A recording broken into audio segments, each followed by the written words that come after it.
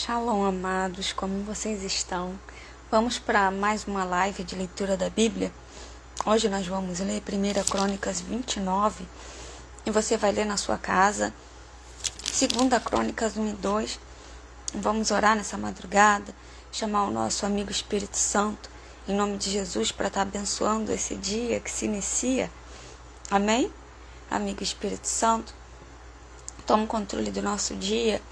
Nos dê um dia abençoado em nome de Jesus, já começando com a sua presença, reconhecendo que somos dependentes do Senhor, que o Senhor Deus venha nos dar livramento nessa manhã, em nome de Jesus, nos dá uma quinta-feira abençoada, debaixo da tua presença, papai, em nome de Jesus, amém. Nos dá discernimento e entendimento, Senhor, da sua palavra. Nós somos pequeninos, mas o Senhor é um Deus grande e poderoso. Em nome de Jesus, amém. Vamos começar? 1 Crônicas 29, ofertas para a construção do templo. Depois, o rei Davi disse a todo o povo: o meu filho Salomão, perfeito é enorme, porque não se trata da construção de um palácio onde vão morar pessoas, mas de um templo para Deus, o Senhor. Para construir o templo do meu Deus, preparei com todo o esforço o material necessário, isto é, ouro, prata, bronze, ferro, madeira, pedras de ônix, pedras preciosas, pedra de várias cores para os mosaicos e muito mármore. Mas além de todos os preparativos que fiz para o templo, dei também prata e ouro que me pertencem, pois amo o templo de Deus. Amo o templo de Deus, na verdade. E hoje quem é o templo de Deus? Nós somos o templo, nós somos a igreja de Cristo Jesus. E olha só como você tem tratado o templo que Deus te deu. Como você tem tratado a morada do Espírito Santo que veio estar com você. Como que você tem tratado o teu corpo físico. Como a glutonaria tem te tomado. Não é verdade? Como os vícios têm te tomado. Glutonaria, eu digo porque quantas vezes nesse mês, você que diz que professa a fé em Jesus Cristo, você jejuou para ter domínio próprio, domínio da sua carne, domínio da sua vida, domínio do que você fala, domínio do que você julga, domínio do que você olha. O jejum é para controlar a tua carne. Amém? Para você ter autocontrole, autodomínio de si mesmo. Ou você continua com aquela velha frase: crente não bebe, mas come. E você tá enorme, porque você não cuida do templo. Tá com doenças cardíacas. Tá com doença física. Não cuida do seu corpo. Aí você vê um irmão que cuida do seu corpo, que vai para academia. Você está preocupado julgando ele. Quando você está dentro da glutonaria, que também é um pecado. Então, como você tem cuidado do teu templo? Hoje em dia, onde o jejum, ele nem é citado, não é ensinado, como ele traz autodomínio a nós mesmos. Quantos vícios você tem? Vício na coquinha, vício no café, não é verdade? Não consegue jejuar porque não consegue resistir ao alimento. O que você tem se alimentado? Só coisas que destroem o teu corpo, só de bobagens. Você tem uma alimentação saudável que cuida do teu corpo, que cuida do templo que Deus te deu. Aí você tem que ficar pedindo aos irmãos, ou está ali que está com a saúde deteriorada, porque você não cuida do templo que Deus te deu, você não vai num médico. Você não se consulta. Você não cuida de você mesmo. Quem não cuida de si mesmo não cuida de ninguém. Quem não ama a si mesmo não ama ninguém. Que eu só tenho como dar o que eu tenho. Eu só tenho como dar o que eu sei. Eu só tenho como dar para os outros se eu cuido de mim. Eu não tenho como oferecer o que eu não faço por mim mesmo. Ah, mas eu faço o máximo para os outros e não cuido de mim. Tu tá todo errado. Tá todo errado. Tá sempre no sofrimento. E sempre culpando Deus. Porque não se prioriza, não cuida de si mesmo. Na verdade? E aí as pessoas te tratam como você mesmo se trata. Quantos vícios os seus olhos têm visto, a novelinha, né? Que só traz prostituição. Na verdade, quantas horas você perde, na verdade, com coisas que não edificam. E quanto tempo você doa para Deus, que você tenha oferecido ao seu Senhor. Você é templo. Aí você às vezes não é exemplo nessa terra, não prega com a tua vida, que está tão cheio das coisas desse mundo, e ainda fica com raiva quando as pessoas não veem Deus em você. Cuidado, irmão, vamos cuidar do nosso tempo.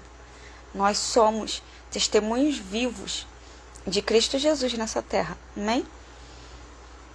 Dei mais de 100 toneladas do mais puro ouro e 240 toneladas de prata pura para revestir as paredes do templo e para todos os objetos que os artesãos vão fazer. Agora, quem está disposto a dar oferta ao Senhor Deus por própria vontade?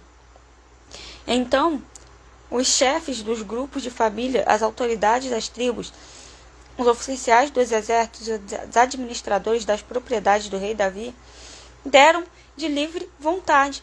Então, o que você oferece para Deus, ele vem de livre vontade. Um desejo incontrolável que o Senhor coloca no teu coração de querer estar perto dele, de querer estar na presença dele, de doar o seu tempo para ele. Você não tem como perdido, mas você tem como ganho de estar com teu pai. Para a obra do templo, o seguinte: mais de 170 toneladas de ouro, 10.000 barras de ouro, 340 toneladas de prata, 615 toneladas de bronze e 3.420 toneladas de ferro. Aqueles que tinham pedras preciosas deram essas pedras para o tesouro do templo, que era administrado por Jeiel, do grupo de famílias, levitas de Gerson. O povo deu de boa vontade ofertas a Deus, o Senhor, e eles ficaram alegres porque havia sido dado tanto. O rei Davi também ficou muito feliz. Davi louva a Deus. Então, ali em frente de todo o povo, o rei Davi louvou a Deus, o Senhor. Ele disse: o Senhor Deus do nosso antepassado Jacó, bendito seja para sempre. Tu és grande, poderoso, glorioso, esplêndido e majestoso. Tudo que existe no céu e na terra pertence a ti. Tu és o rei, o supremo governador de tudo. Toda riqueza e prosperidade vem de ti.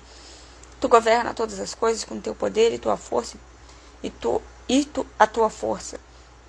Podes tornar grande e forte qualquer pessoa. Agora, nosso Deus, nós te agradecemos, louvamos o teu nome glorioso. No entanto, o meu povo e eu não podemos de fato te dar nada, pois tudo vem de ti, e nós somente devolvemos o que já era teu. Tu sabes, ó Senhor, que tanto os nossos antepassados como nós passamos pela vida como estrangeiros, como pessoas que estão de passagem.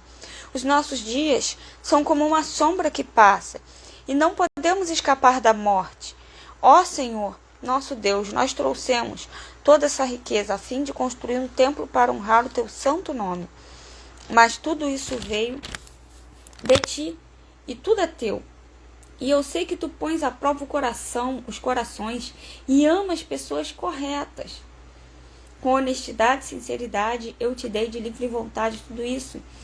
E vejo com alegria que o teu povo que está reunido aqui trouxe de boa vontade ofertas a ti. Ó Senhor, Deus dos nossos antepassados, Abraão, Isaque e Jacó, conserva para sempre no coração do teu povo esta disposição e este pensamento, e guarda-o fiel a ti. Dá ao meu filho Salomão o desejo de obedecer com todo o coração a todos os teus mandamentos e ordens, e a vontade de construir o templo para o qual fizestes preparativos. Então Davi disse a todo o povo: louvem o Senhor, nosso Deus. E todo o povo louvou o Senhor, o Deus dos seus antepassados. Todos se ajoelharam, encostaram o rosto no chão, adorando a Deus e prestando homenagem ao rei. No dia seguinte, mataram os animais em sacrifício, dedicando-os a Deus, o Senhor, e depois os entregaram ao povo para que os comessem. Além disso, 1000 touros novos, 1000 carneiros e 1000 ovelhas foram completamente queimados no altar. Também trouxeram ofertas de vinho. naquele dia, comeram e beberam com muita alegria na presença de Deus. Depois foi anunciado pela segunda vez que Salomão era rei. Em nome do Senhor, eles o ungiram como seu rei e ungiram Zadok como sacerdote. E assim o rei Salomão sentou-se no trono de Deus, o Senhor, em lugar de Davi, o seu pai. Ele enriqueceu e todo o povo de Israel lhe obedecia. Todos os oficiais e soldados e até os outros filhos de Davi prometeram ser fiéis a Salomão. O Senhor fez com que todo o povo respeitasse Salomão e o tornou mais glorioso do que qualquer outro rei que havia governado Israel. A morte de Davi. Davi, filho de Jessé, governou todo o povo de Israel 40 anos, 7 anos em Hebrom e 33 em Jerusalém. Ele morreu bem velho, rico e respeitado, e o seu filho Salomão ficou no lugar dele como rei. A história do rei Davi, do começo ao fim, foi escrita pelos profetas Samuel, Natã e Gade. Essas histórias falam do seu governo, do seu poder e de todas as coisas que aconteceram com ele, com Israel e com os países vizinhos de Israel. Amém? Leia em casa o livro de 2 Crônicas 1 e 2, em nome de Jesus. Tenha um dia abençoado de trabalho, junto com o seu Pai, em nome de Jesus. Que o Senhor os abençoe. Shalom, shalom.